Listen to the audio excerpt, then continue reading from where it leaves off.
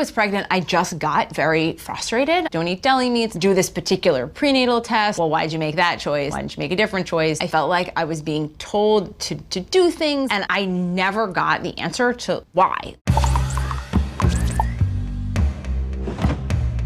Sometimes in the world of modern parenting, you just can't seem to win. If I go back to work, I spend less time with my kid. What if that means they don't get the attention they need to adequately develop? If I stay home with my kid and give up my income stream, will I look back when my kids are older and regret my decision? There's a lot of conflicting advice out there about whether to stay home or go back to work. So trying to make a choice between the two can be confusing and emotional. You love your kids and want what's best for them, but how do you determine what best means when everyone has a different opinion? There are many variations of parents that a household can have, and I think more families should be asking the question of whether it makes sense for the male partner to stay home. But the truth is that in the current time, most of the discussions about stay-at-home parents focus on women in particular. And it's usually the women who say they feel that what they do during the day is going to determine at a deep level what kind of mom and person they are. That is a huge weight to put on yourself as a parent. And when you're met with the side eye after telling someone you're going back to work or not, it can really poke holes in your confidence. I decided to dig in and find out, is it truly better to stay at home or go back to work? It's an emotional decision, yes, but as an economist, I've learned that we can use data to help navigate through those emotional decisions and feel confident we're making the best decision for our family. Specifically, there are three main factors you should consider before you decide. First,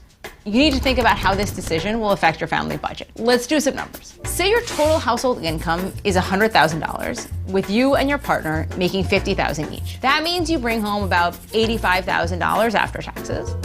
If both of you work and the family pays $1,500 a month for childcare, your total disposable income would be $67,000 a year. Are you with me so far? Now, if you decide to stay home, your family makes less, but you don't pay for childcare. Your disposable income goes down in this scenario, but not by as much as it would if you didn't factor in the childcare. It becomes more complicated if childcare is more expensive in your area. A full-time nanny can run $40,000, $50,000 a year, depending on where you live.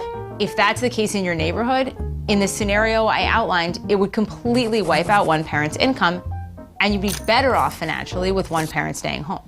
Of course, this is only a short-term analysis. Childcare is less expensive sometimes when kids are in school, and you may make a higher income later, so you want to factor that in if you can. Once you've done the math, you'll know what's possible and what isn't, and you'll be able to make a more informed choice, which should feel empowering. Second, it's time to talk about what's best for your child. You may think this should be the core of your decision, but here's the most important thing to know. There's actually no right answer. According to studies from Europe and the US, the decision to go back to work or stay at home won't actually make or break your child's future success. Research shows that two parents working full-time has a similar effect on your child's future test scores and income to one parent working and one not.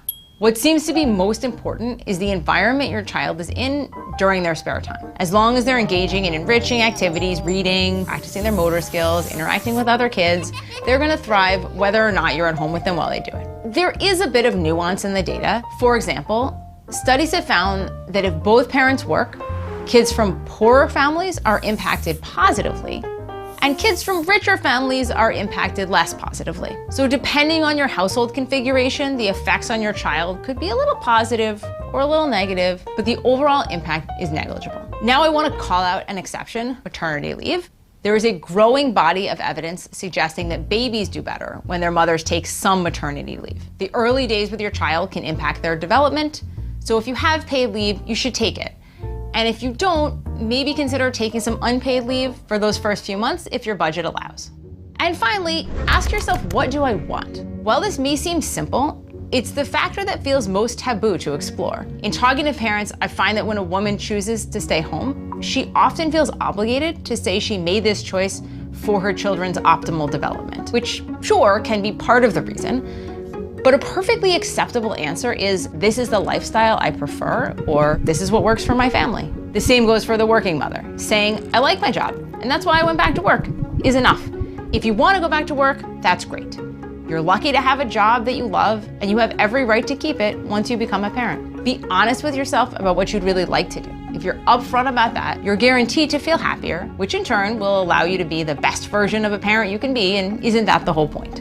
There is no right and wrong when it comes to parenting. The best decision is the one that will make you and your family the happiest. It's up to you to decide what's next. By acknowledging that the choice to stay home or not is just that, a choice, with factors pushing you in various directions, we can ditch the guilt and enjoy doing what feels best for our families.